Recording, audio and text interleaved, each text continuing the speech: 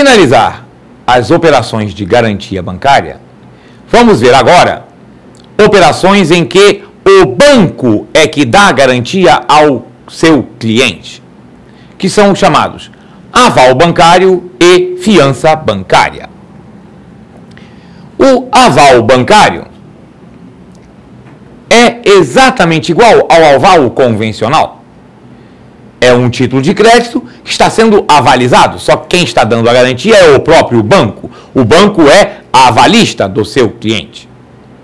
Já a fiança bancária é diferente. A fiança bancária não é um contrato onde o banco assina junto. A fiança bancária, ela é formalizada por meio de uma carta de fiança.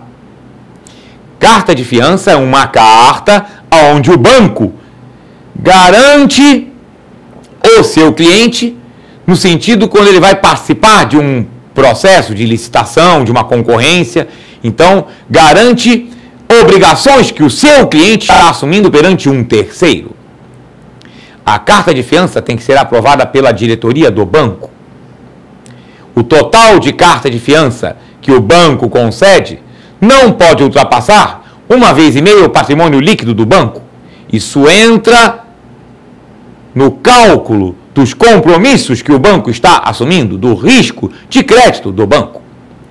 E o Banco Central veda a concessão de cartas de fiança em uma série de situações específicas.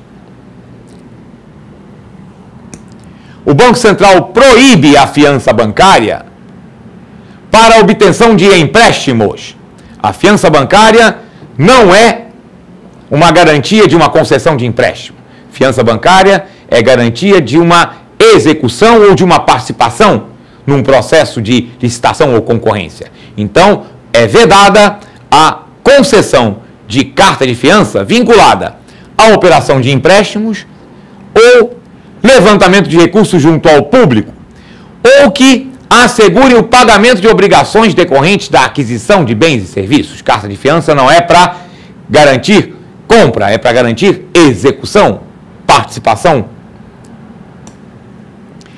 A carta de fiança tem que ter obrigatoriamente valor em moeda nacional e tem que ter vencimento definido.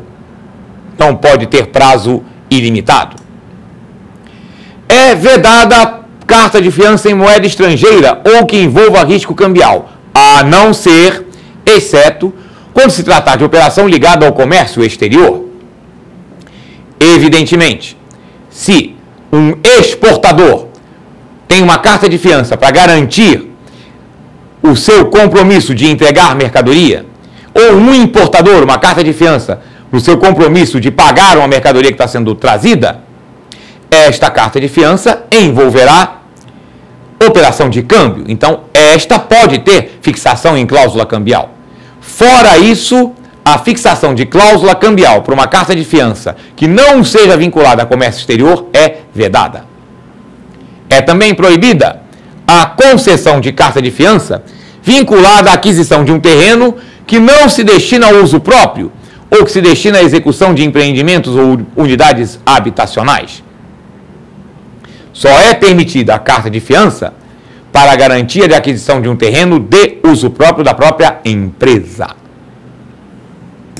Também não é permitido a concessão de carta de fiança para os diretores da instituição financeira e membros dos conselhos, bem como os respectivos cônjuges e parentes até segundo grau.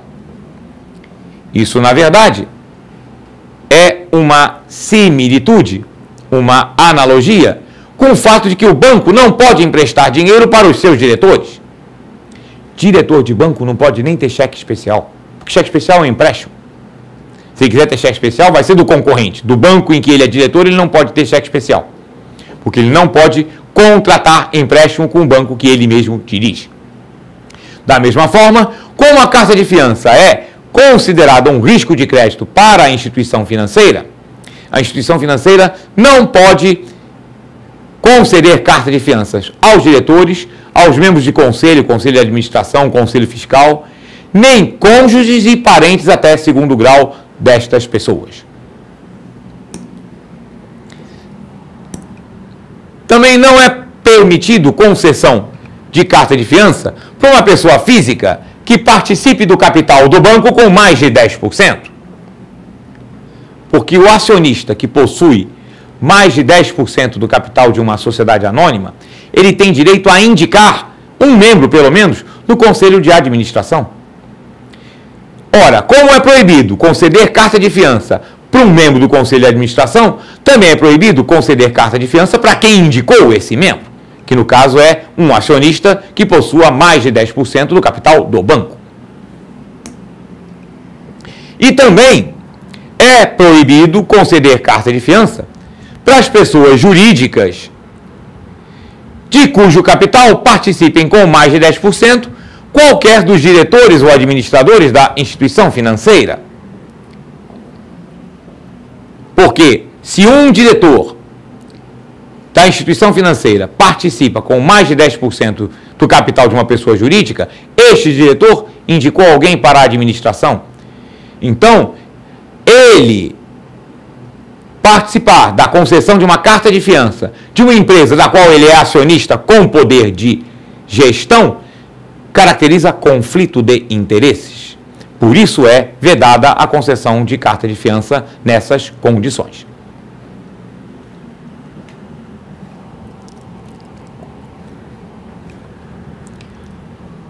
Para concluirmos,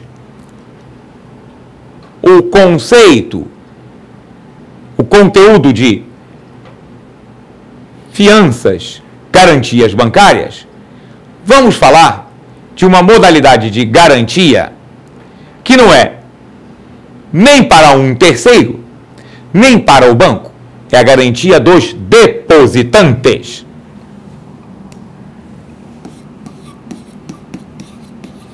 Nós vimos em aula anterior as modalidades de depósitos, com e sem remuneração, depósitos à vista ou a prazo.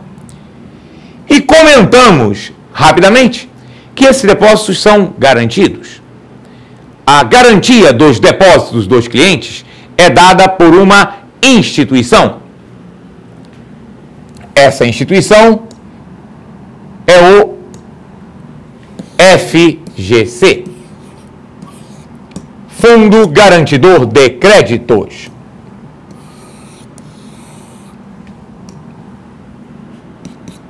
O Fundo Garantidor de Créditos é uma associação civil sem fins lucrativos, criada por lei e mantida por contribuições das instituições financeiras que captam depósitos. Toda instituição financeira que capta depósitos, depósito à vista, poupança, CDB, RDB, letras, ela é obrigada a contribuir com um percentual do que ela tem de captado para o FGC. A contribuição das instituições financeiras é no percentual de 0,0125% do saldo de depósitos garantidos. Esta contribuição é mensal. Com estes recursos, o FGC garante os depósitos dos clientes até o limite de R$ 70 mil por CPF ou CNPJ. Ou seja, até R$ 70 mil por cliente. Se for uma conta conjunta com dois titulares, o valor é 70 mil para cada um. Então, o saldo garantido máximo é até 140 mil. Claro que isso aí é o limite máximo que o FGC garante dentro do mesmo banco ou conjunto de instituições que tem o mesmo controlador, chamado conglomerado financeiro. Você que adquiriu o meu livro na segunda edição, deve ter notado que lá está escrito que o valor máximo é 60 mil reais. É porque até novembro de 2010, o valor máximo que o FGC garantia era de 60 mil reais. Entretanto, em dezembro de 2010, o valor passou para 70 mil reais. Esta informação estará atualizada em próximas edições de meu livro. O FGC garante os depósitos à vista,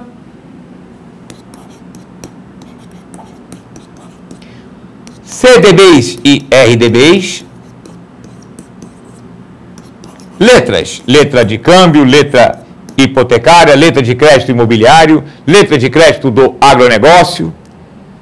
Depósito à vista garante depósitos de conta corrente, de conta especial depósito à vista, de conta salário.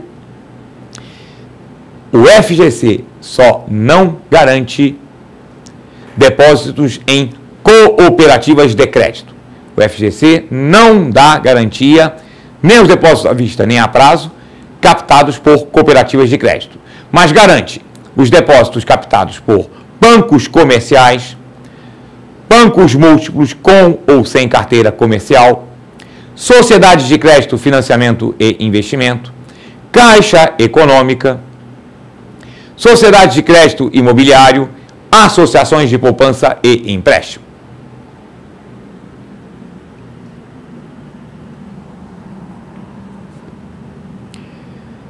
O FGC também não garante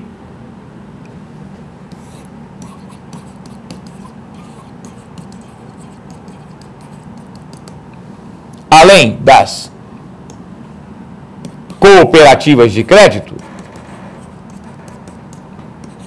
o FGC não garante fundos de investimento.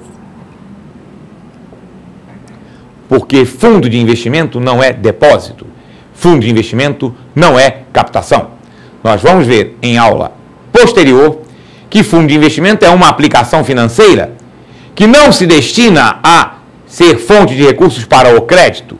No fundo de investimento, o gestor compra títulos. E o fundo se valoriza se os títulos se valorizarem. Então, como não é depósito, não é captação, não é garantido pelo FGC.